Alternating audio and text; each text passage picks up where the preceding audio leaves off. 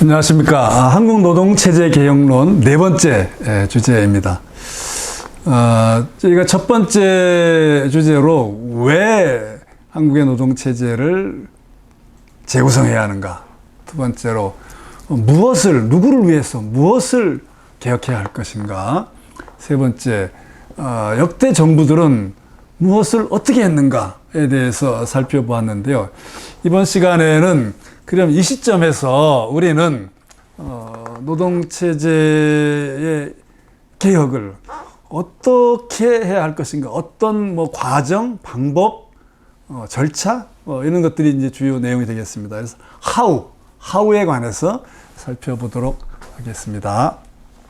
본격적인 그 how 내용에 들어가기에 앞서 제가 먼저 드리고 싶은 말씀은 노동체제 시스템 개혁이라고 하는 것은 법을 바꾼다고 해가지고 자동적으로 여러분과 제가 일하고 있는 일터가 달라지는 건 아니라는 점입니다.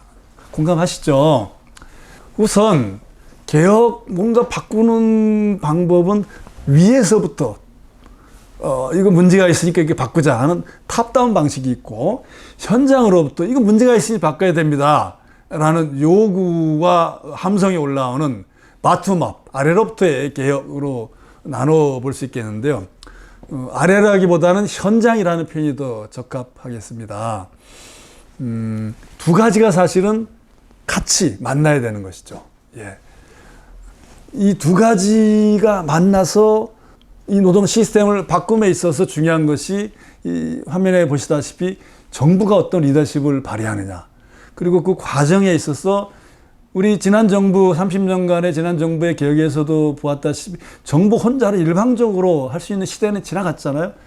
따라서 오늘 주제와도 연결됩니다만 사회적 대화, 사회의 주체들, 플레이어들과 어떻게 논의해가지고 이 개혁 과제들을 바꿔가고 현장에 자리 잡도록 할 것인가, 그 과정에 이제 법이나 예산, 재원 배분 같은 것들이 매우 중요한 이슈에 대해서는 국회에서의 여야 합의가 중요한데, 합의라는 것이 꼭 명시적인 합의가 아니더라도 묵시적 동의 또 수용 같은 것까지 포함하는 의미에서 이런 것들이 중요하겠습니다만, 우선 아래로부터의 개혁과 위로부터의 개혁이 만나려면은 현재 무엇이 불합리하고 무엇이 문제인지에 대한 인식과 제기가 있어야 되겠죠. 그것을 이제 요즘 표현으로 하면은 법치라고 이제 많이 얘기합니다만, 불합리한 것을 합리적인 것으로 바꾸는 합리화. 이때 중요한 것이 현장의 문제점들이 현장의 주체들을 통해서 문제가 제기되도록 하는 그러한 과정이겠습니다. 이러한 합리화를 통해서 우선 불합리한 관행을 바로 잡는다면 그것이 지속되도록 하려면 역시 제도화가 필요합니다. 그렇죠?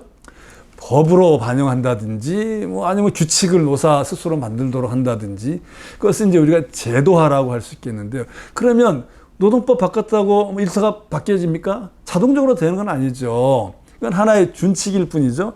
따라서 합리화와 제도화에 이어서 필요한 것은 그 제도가 적용되는 또는 제도를 운용하는 주체들의 인식과 관행, 행태가 바뀌어야 한다는 것이죠. 그것을 달리 표현하면 주체들의 내재화, 내면화, 문화로서 자리 잡도록 해야 된다. 따라서 현 정부에서 지금 역점적으로 추진한 대표적 그 노동개혁 의제 중에 하나가 이른바 노사법치주의 확립해가서 건설 현장 또는 집회 시위 현장의 과거의 관행들을 바꿔야 되겠다, 법을 엄정하게 적용한다, 이런 조치들이 지금 진행되고 있지 않습니까? 그것은 합리화 단계라고 한다면 그것을 그 법에 관련 법 규정에 반영하는 것은 제도화이겠죠. 그러나 그 제도가 정착되려고 하면은 주체들이 그것을 자기들의 규범으로 받아들이고 문화로서 발전시켜 나가는 그러한 내면화가 필요한데, 이때 필요한 것은 처벌 같은 방식이 아니라 교육, 윤리, 실천 등을 통해서 문화로 자리 잡도록 하는 그러한 정책 또는 지원이라고 할 수 있겠습니다. 자, 이러한 합리화, 제도화, 그다음에 내면화 3단계를 염두에 두고 제가 드리고자 하는 말씀은 정부와 주체들의 역할이 중요하지만 궁극적으로는 주체들, 노동체제, 노사관계, 노동시장의 주체들이 개혁 아젠다, 새로운 규범을 어떻게 받아들이고 그것을 어떻게 실천하도록 할 것인가 하는 것이 결국은 이 개혁의 성패를 좌우한다. 그러려면은 그 과정에 참여하고 결과도 공정하게 나누도록 해야 된다. 그것이 뭐 번영의 공유하고도 연결된 문제이겠습니다만 그런 말씀을 드리기 위해서 제가 합리화, 제도화, 그다음에 내면화 3단계 그림을 한번 그려본 것인데요. 자, 개혁을 함에 있어서 그게 뭐 당사자들이 어떻게 자기 걸 양보할 수 있겠습니까? 결국은 정부가 노사는 자기 걸 지키려고 할 것이고 정부가 앞장서서 바꿔야 됩니다. 정부가 개혁하지 않으면 안 됩니다. 노사하고 얘기하다 보면 결국 다 뭐 흐지부지 되고 이제까지 그러지 않았습니까? 뭐 이런 이제 비판 또는 회의적인 견해가 있죠. 또 다른 한편으로는 지금 시대에 정부 주도로 할 수 있는 것은 매우 제한적이지 않느냐. 따라서 노사와 대화를 통해 가지고 합의한 것을 개혁에 반영하는 것이 필요하다. 서로 이제 대립된 듯합니다. 이걸 이제 하나를 정부 주도론이라고 한다면 다른 하나는 사회적 합의주의, 사회적 합의론이라고 할 수 있겠습니다만 제가 생각하기에 두 가지가 이렇게 상반된 것은 아니다. 다만 지난 시간에 제가 강조했듯이 지난 30년간의 역사를 통해서 우리가 교훈으로 삼을 만한 것은 우리 국민들이 노사뿐만 아니라 일반 여론이 절차적 민주주의, 절차, 과정을 매우 중요하게 생각한다라는 점이라는 것을 강조했었는데요. 그렇다면 현재 우리가 제가 12곡의 또는 뭐 3대 중점 과제 설명드린 것을 찬찬히 보시면은 이게 공정성을 강조하는 또는 효율을 강조하는 한 축이 있는가 하면 다른 한편으로는 뭐 공정성, 분배를 강조하는 한 축이 있는가 하면 효율성, 뭐 성장, 비용 이런 강조하는 한 축이 있습니다. 근데 두 가지가 동시에 필요한 것이죠. 이 두 가지 공정과 효율로 대표되는 두 가지 또 뭐 유연성과 안정성이라고 표현할 수도 있겠습니다. 이런 것을 조화시킬 수 있는 방법은 결국은 참여다. 참여다. 그 과정 결과에 당사자와 이해관계자가 참여하도록 하는 것이 중요하다라는 말씀입니다. 이런 의미에서 경사노위로 대표되는 중앙 단위에서의 사회적 대화 시스템과 더불어서 뭐 지역이나 업종 또 개별 그 조직 단위에서 이제 제도화되어 있거나 운영되고 있는 노사 또는 이해관계자들 간의 대화와 소통 시스템들이 좀 재구성될 필요가 있다라는 말씀을 드리고 싶고요. 거듭 강조하지만 이때 우리가 어디를 바라보는가? 도대체 이 개혁이라는 험난한 과정을 통해 가지고 우리가 가고자 하는 목적지가 어디인가? 그것을 대표하는 것이 바로 비전이지 않겠습니까? 12곡의 그룹이 해가지고 우리가 과연 어디로 가고자 하는가? 국민들을 어디로 끌고 가고자 하는가?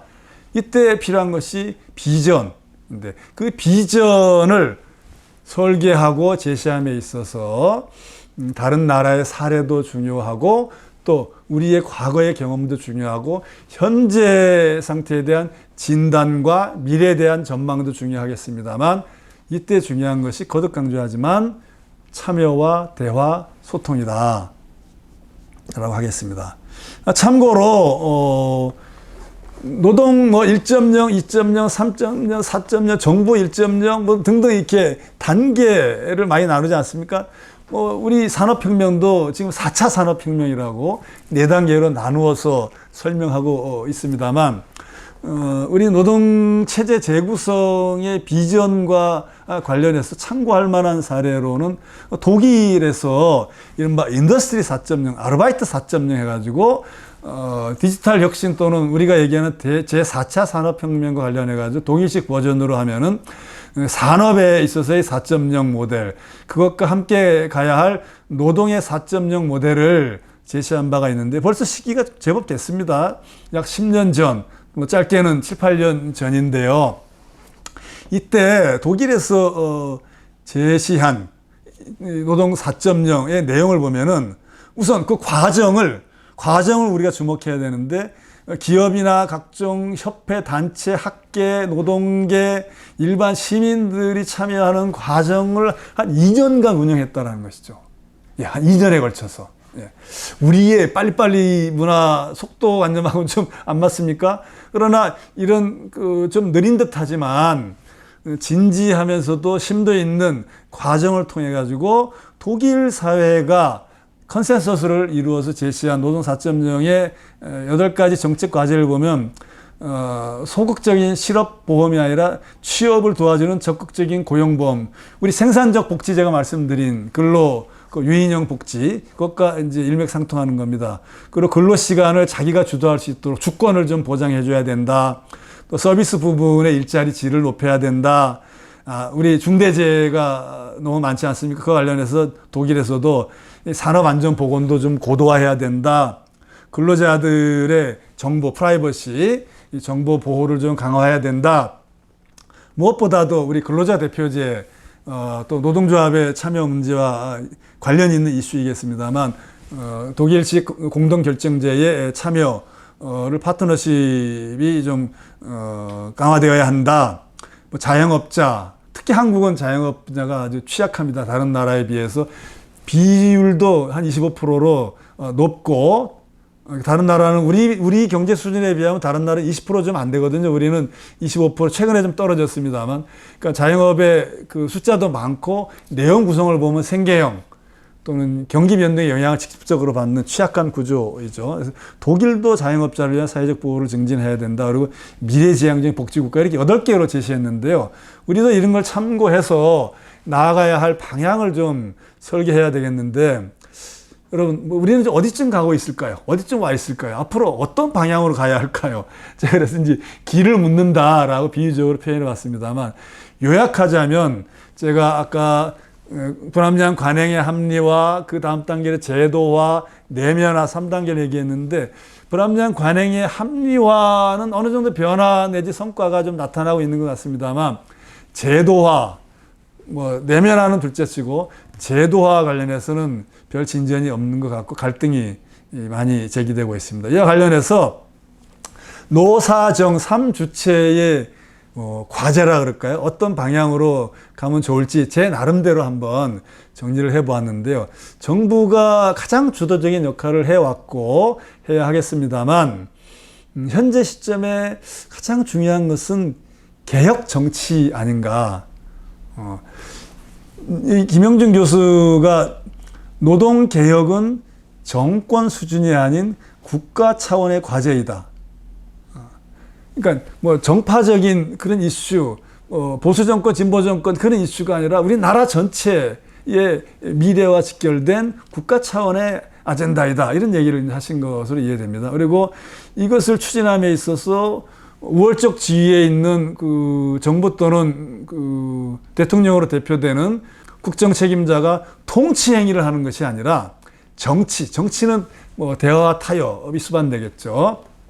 정치가 필요하고, 행정부 중심의 행정 중심적 국정 운영이 아니라 국민에게 왜 개혁이 필요하고 이것을 통해서 어떠한 미래로 나아가고자 하는지를 설명하고 이해를 구하는 그러한 노력이 필요하다라는 얘기를 했는데, 2016년입니다. 지금 정부에 대해서 하신 말씀이 아니고 2016년이라고 하면은 박근혜 정부 때 이제 그 당시에도 노동개혁이라는 노동시장 구조 개선 노력이 이제 전개되고 있던, 한창 노동개혁이 진행되고 있던 시기였습니다만, 그 당시에 이런 이제 대담을 통해서 이러한 얘기를 한 바 있습니다만, 이거는 보수정부든 진보정부든 과거든 현재든 특히 현재에 있어서도 의미가 있는, 지침으로 삼을 만한 그러한 방향 제시 아닌가. 그런 의미에서 저는 지금 시점에서 중요한 것은 정부에게 필요한 것은 개혁의 정치학이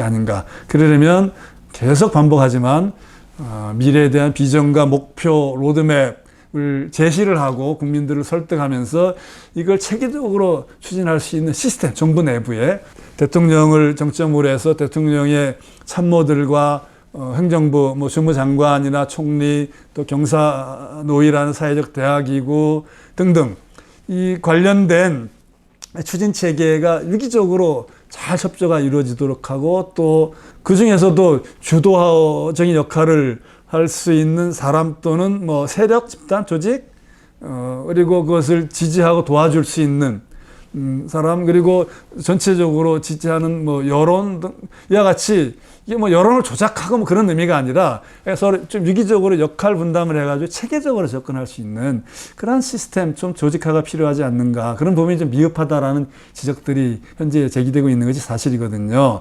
특히 개혁의 정치학이라고 하는 것은 또 통치가 아니라 행정이 아니라 국민에게 대의를 설명하는 아까 절차적 민주주의 말씀드리지 않았습니까? 그런 것들이 이루어지려면 사회적 대화와 공론의 장이라고 할 수 있는 경제사회노동위원회의 개편 보완과 정상화가 필요하겠다.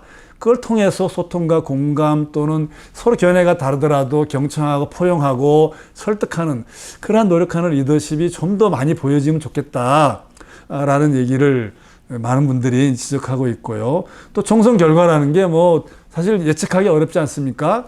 그러나 어떤 상황이 되어든 이게 노동체제의 재구성이 국가 차원의 국가적 과제라고 한다면 뭐 노사 일방이나 어느 정파를 위한 것이 아니라고 한다면 이것이 어떤 상황에서도 계속 추진될 수 있는 그러한 준비 전략이 필요하겠다라는 말씀을 드려봅니다. 노동조합에 대해서는 뭐 글쎄요, 뭐 제가 노동조합 운동을 하고 있는 입장은 아니라 제3자적 입장에서 조심스럽긴 합니다만 국민들의 그 바램을 좀 제 나름대로 정리해서 표현한다면 새로운 노동운동 또는 뭐 제3의 길 뭐 그런 것들에 대한 국민적 요구가 있지 않는가 이렇게 생각을 합니다. 우선 노동력 구성이 굉장히 복잡하고 다양해지고 이해관계도 서로 다르고 때로는 충돌하고 그런 모습들이 현재해지고 있지 않습니까? 그러니까 노사 갈등이 아니라 요즘 뭐 노노 갈등이라는 표현도 나오고 하는데요. 그런 의미에서 노동조합이 비록 뭐 14.2%를 조직률을 올리는 것도 노동조합의 과제이겠습니다만 현재 직접 노조에 가입되어 있지 않은 분들을 포함해서 사회적으로 약자 또는 취약계층, 취약 분야라고 표현되는 그 분야의 절실한 목소리까지도 어떻게 대표할 것인가, 또 어떻게 이익의 균형 조화, 서로 함께 가는 모습을 노동조합이 정책으로 운동으로 실현할 것인가 하는 것이 좀 더 많이 부각되고 우선순위에 있어서도 앞자리가 주어져야 되지 않을까 하는 요구들이 있다는 말씀을 드립니다. 이것은 다시 말하면 노동조합이 기본적으로 조합원의 이익을 대변하는 것이겠습니다만 한국 사회에서 중요한 영향력을 가진 책임 있는 주체로서 사회와 함께하는 책임 있는 활동 그런 조직이 되어야 한다라는 요구가 강하죠. 이것을 우리가 사회적 책임 CSR이라고 합니다만 노동조합으로 바꿔본 USR 유니온의 소셜 리스폰시빌리티 이런 용어도 쓰지 않습니까? 다시 표현하면 뭐 ESG 이슈도 일맥상통하는 거라고 할 수 있겠습니다. 그래서 공정성과 윤리, 사회적 책임에 대한 이 시대의 요구에 대해서 노동운동은 뭐라고 답할 것인가에 대한 답을 고민하셔야 된다라는 요구가 있다라는 것입니다. 세 번째로 회계 투명성과 관련해 가지고 뭐 정부와 노동조합 간에 이제 갈등이 있었습니다만 다른 측면에서 보면 그만큼 규모도 커지고 영향도 커지다 보니까 그에 대한 여론의 요구가 있기 때문에 정부도 그러한 정책을 추진할 수 있었다라고 볼 수 있겠죠. 다행스럽게 노동계에서도 회계 투명성 요구에 이제 답을 하고 있는 것으로 저는 이해를 합니다.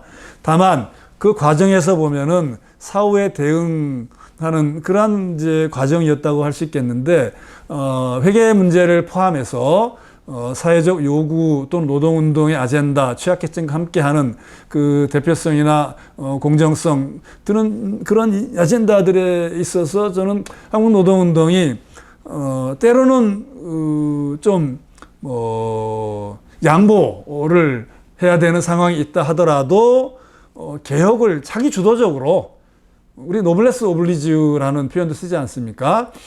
노동이 전반적으로 상황이 열악하긴 합니다만 그 안에서 상대적으로 형편이 괜찮다고 생각되는 분야에서는 조금 그 양보하고 배려하고 하는 그러한 개혁적인 모습을 좀 주도적으로, 선도적으로 해나가는 모습을 현대사회, 특히 젊은 세대들이 많이 기대하고 있는 것 같습니다. 한국 사회에서.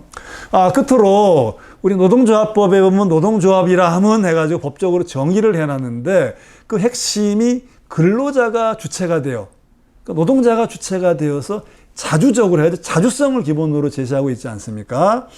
그런 의미에서 노동조합, 노동운동의 본연의 정체성의 핵심을 이루는 자주성, 또 그 중심은 재정 독립성이 주요한 테마가 되겠습니다만 이러한 문제들을 어떻게 해결할 것인가 하는 것도 주어진 숙제이고, 이러한 제가 생각하기에 네 가지 분야를 아우르는 새로운 노동운동 접근, 노동운동 전략의 노력이 좀 더 체계화되고 또 국민들에게 또 경영계에게 또 사회적 대화 과정을 통해서 많이 제시되고 서로 피드백하고 함께 발전시켜 나가는 그러한 접근 방법이 요구되고 있다라고 저는 생각을 합니다.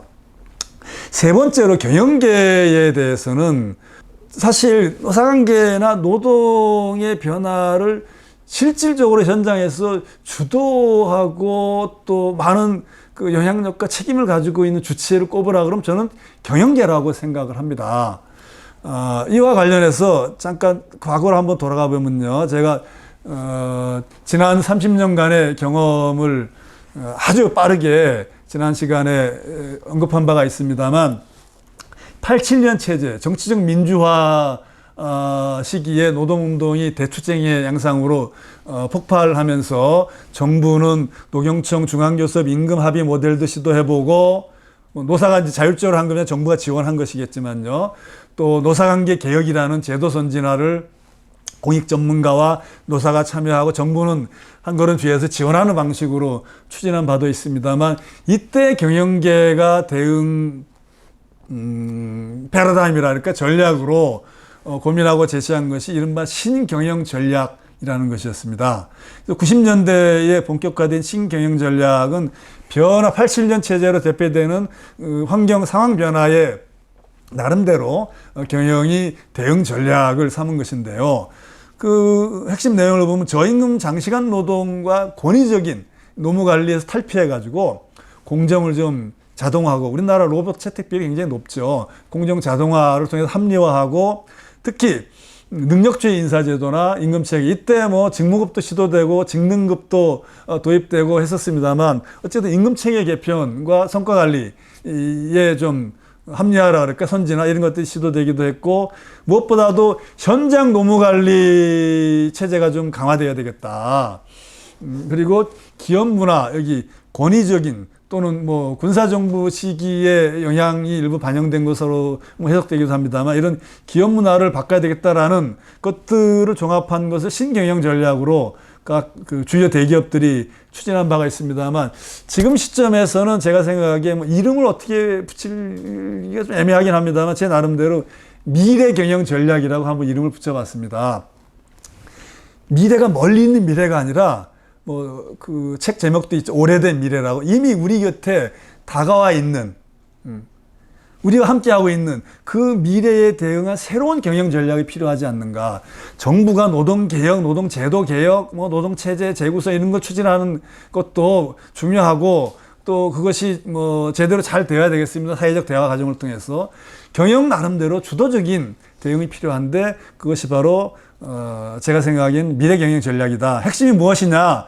여건 변화는 앞서 여러 번 말씀드렸기 때문에 설명을 생략을 하고요. 미래 경영 전략의 핵심은 저는 참여라고 생각합니다. 참여와 소통. 네. 물론 이 참여가 공정성과 효율성이라는 어떻게 보면 상충되는 약간 서로 모순되는 듯한 요구를 동시에 조화시켜야 되는 방법이 좀 참여 소통이라고 말씀드리지 않았습니까? 이것이 반드시 뭐 노동조합을 통한 참여일 필요는 없다고 생각을 합니다. 현재 노동조합 조직률이 14%에 그치고 있고 또 구성도 매우 편중되어 있는 것이 현실이기 때문에 그런 의미에서 노동조합으로 대표되지 못하는 많은 구성원들이 조직의 목표와 자기 개인의 목표를 일치시키고 조직의 목표를 자신의 미래의 커리어 비전과 일치시켜가면서 몰입하고 헌신하고 또 자기 개발을 위한 투자도 주도적으로 해나가고 하는 뭐 이런 식의 아까 제가 설명드린 용어로 한다면 고성과 작업장의 하이로드 전략이 되겠습니다만 이러한 것들을 추구하는 그러한 다양한 방식의 참여를 중심으로 한 신경영 전략, 미래 경영 전략이 필요하지 않는가. 이것이 기업 단위에서는 자본 참여, 오너십이죠.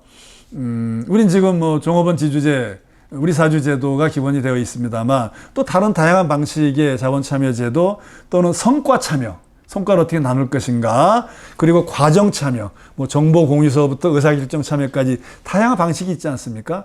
그래서 이런 자본, 성과, 과정 여러 층위에 있어서 방면에 있어서 다양한 구성원들이 조직에 관심을 가지고 몰입할 수 있도록 헌신할 수 있도록 하는 그러한 참여 기제를 기업이 진지하게 고민해야 된다라는 말씀을 드립니다. 요즘 뭐 코로나19와 관련해서 조용한 퇴산이 퇴직 또는 이직과 관련된 책이 베스트셀러로 유행한다 이런 얘기들이 많이 있지 않습니까? 이건 다시 말해서 구성원들이 조직에 몰입하고 있지 않다는 것이죠.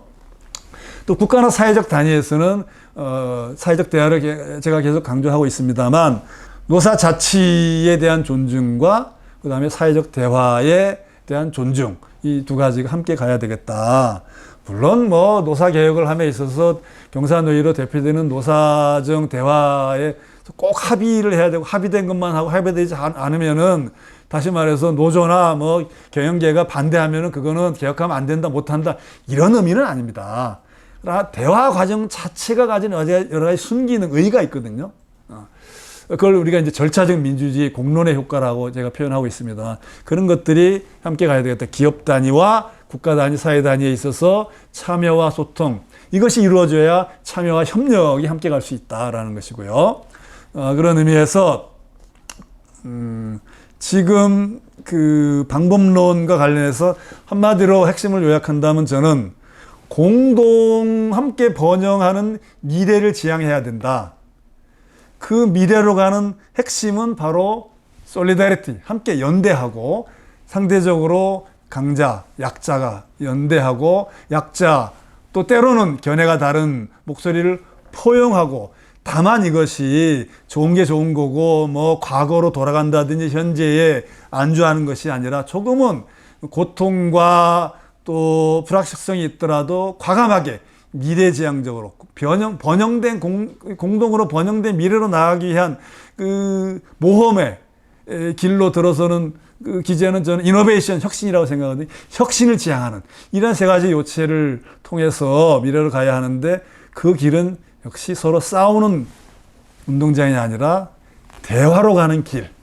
제가 이제 길로자를 상징적으로 표현해 봤습니다. 이런 대화와 협력을 통한 길에서 노사정과 또 전문가들이 함께 만나서 함께 갈 수 있는 미래의 길을 찾아야 되지 않을까.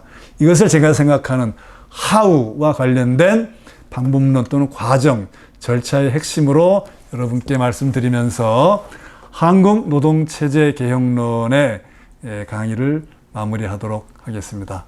함께 해주셔서 감사합니다.